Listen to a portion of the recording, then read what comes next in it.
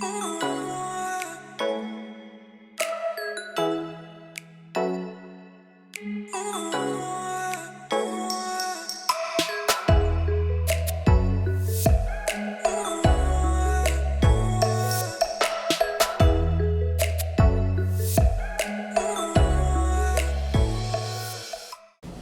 everybody and welcome back to my channel, and today we are talking about the golden jackpot Bougainvillea and how cool of a plant it is, because I mean, check this out. It is right now January 22nd and it has flowers, blooms all over the plant. It's pretty remarkable. If you know a little bit about it, what I'll tell you is actually these are, believe it or not flowers. These are bracts, and if you look closer inside, I'll give you a nice 360 here. What you see inside are the actual flowers. None of the flowers are blooming, it looks like right now, but this thing is blooming pretty prolific here. I'm in zone 5B, and it's got blooms all over. Here, actually, one opened up over here. It's almost like it just opened. So if you can see that, I'm not sure how well that is getting picked up by the camera, but yeah, that is one of the flowers. The rest, these purple margins, are the bracts. Essentially what it does is it tells the pollinating insects that the flowers are here and you should come check it out. So the Bougainvillea is actually a really easy plant to grow. What I can tell you about it is it just needs fertilizer. Really a good, well-balanced fertilizer. This thing is gonna bloom every 6 to 8 weeks as long as you're keeping it fertilized. But that's really about it. It doesn't need a whole lot of water. Matter of fact, it likes to stay on the drier side. So if you feel like neglecting this thing, it will love you for it. The only other thing you really need to do is just keep it trimmed. This will want to vine out. This one, I'm lucky that it doesn't have thorns on it, but a lot of bougainvilleas have thorns and are very spiky. This one does not. It was actually one of my landscape clients gave this to me.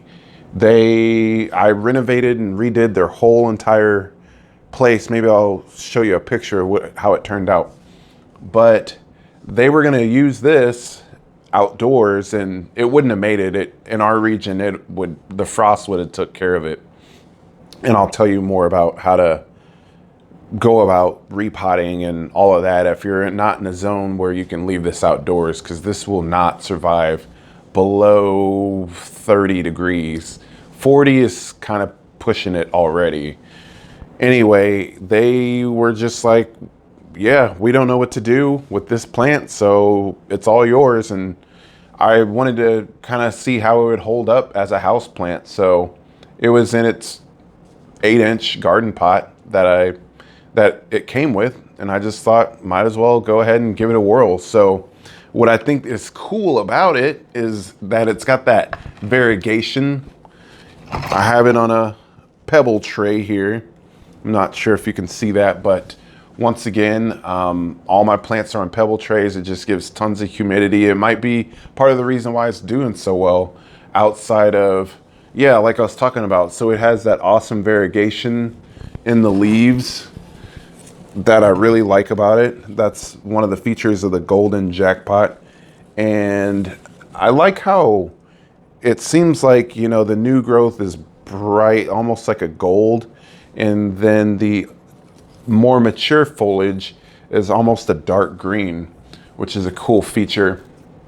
As well as it's kind of, this one is taking on a bushy form, but I could tell that it wants to vine out and it's gonna get longer. So if you want to keep it tight, you can trim it.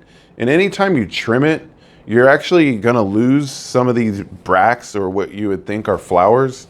But don't be afraid, because it'll just spur on new growth.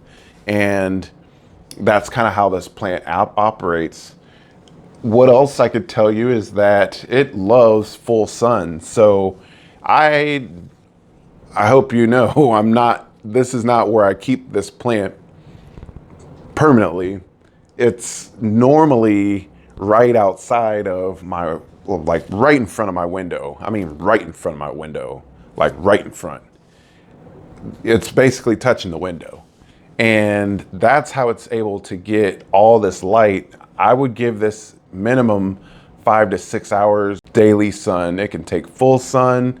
Right now, of course, it's being left indoors. I'll most likely sit this out in the spring, but I have a south-facing window and there's no obstructions. It just gets tons of light, so you can really just let this thing bake. It loves that. The more you would do, the more blooms you're gonna have all over it.